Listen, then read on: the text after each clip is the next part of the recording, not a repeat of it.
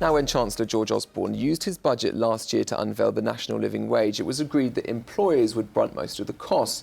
But a recent study claims small and medium-sized enterprises will be hit with more than £1.6 billion in additional costs as a result of its introduction, and that's double the amount originally envisaged by the government.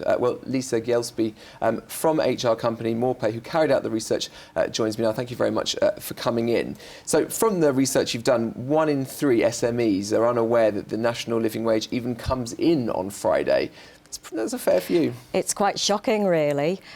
From our point of view, obviously, small businesses are busy running their businesses, and this news came in the summer. It hasn't given small business a lot of time to prepare for it.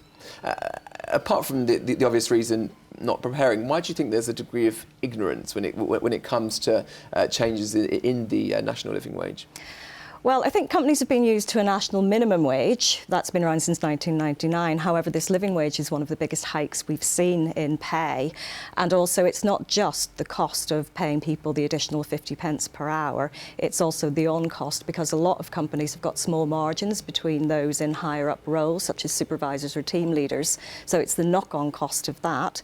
It's also the cost of additional national insurance contributions and also pension contributions too, that are really going to see the costs soar.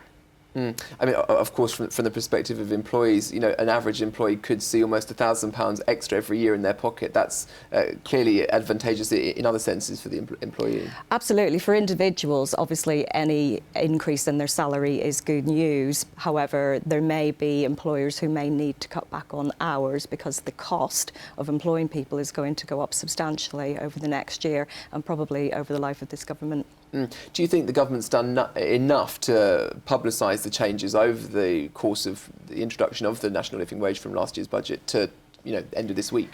I think there's been a lot of media coverage. It's how small businesses interpret that coverage and how it's going to impact them. So I think a lot of companies that we've spoken to really hadn't calculated the full costs of the on-costs of introducing this living wage. And give me some of the other headlines from your research. So we estimated that around 1.7 million people working for small companies will be impacted, so they will see their wages go up.